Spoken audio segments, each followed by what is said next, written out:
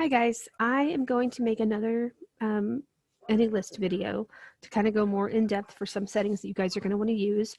Some of your clients might want to use these settings as well. Sometimes it makes it easier sometimes depending on what they want to do with the list. So I have this list.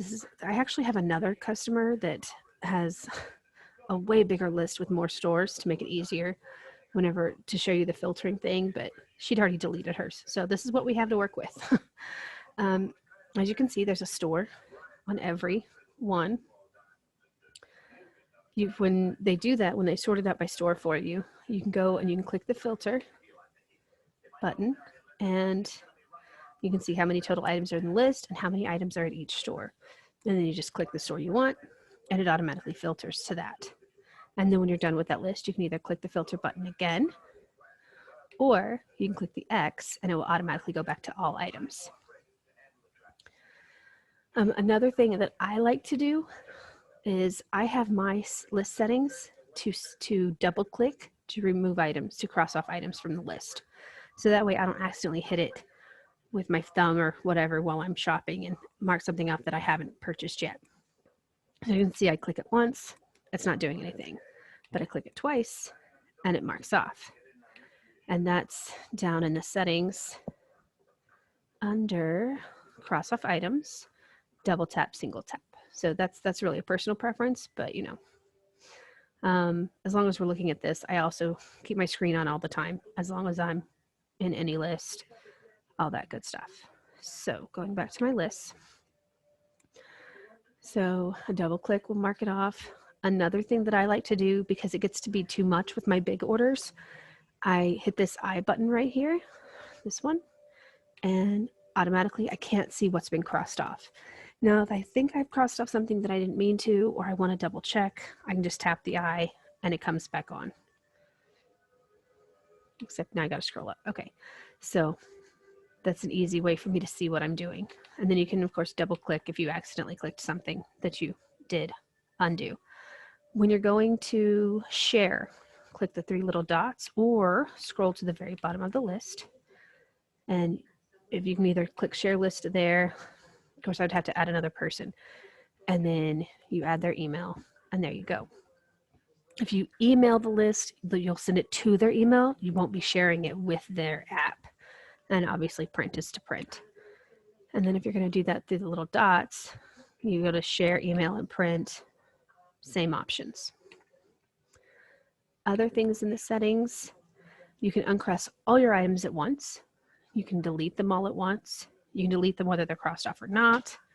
You know, that's very exciting. Select and edit. You can say, oh, I want all of these to also be available in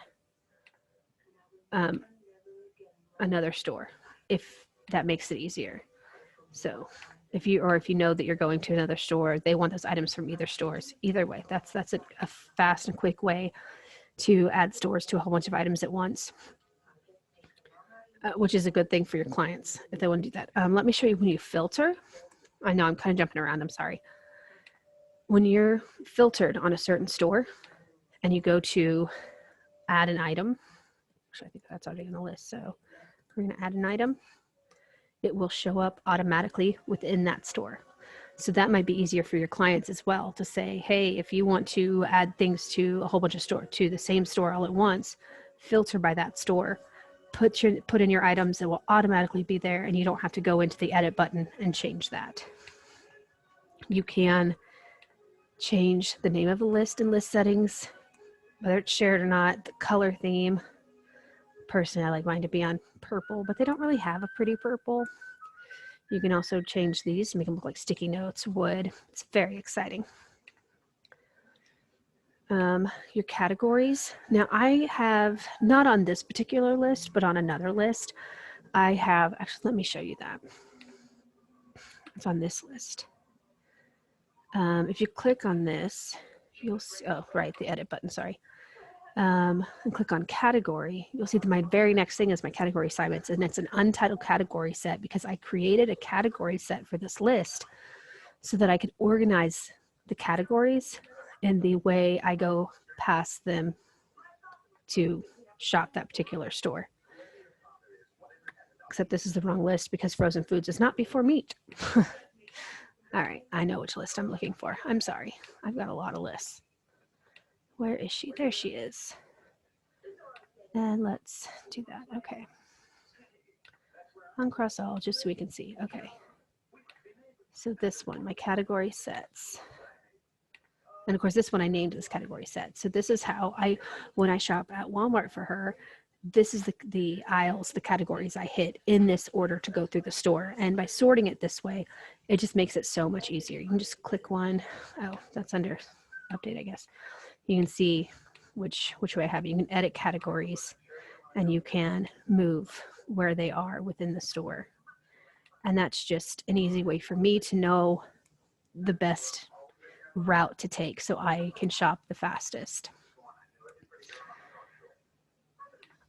So I think that's pretty much everything. I mean, some things you might want to just know to be able to tell your clients anything they have ever put into their list. It's going to be listed under this little clock, and that's their history. Whether it's something they get all the time, whether it's something they got just once, this is going to be every single item they've ever put into their list. Say they get the same 20 items every time, and then the rest of their list is always changing. They can go into the edit, click favorite, and then click this here, and they'll see everything that's in their favorites. I should probably get out of her list and go back to somebody else's that's not going to be bugged by my constantly changing the list, because they will get notifications. When you update the list, they'll get a notification.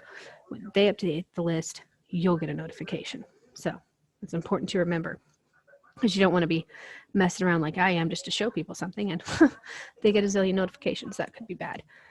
So, but like I said, you go in, you pick the star, and that will automatically add it into their favorites. So they will always, if the same items they get every single time will always be in their favorites, and they can just add it real quick. See if it's got the list highlighted, it means it's already in the list.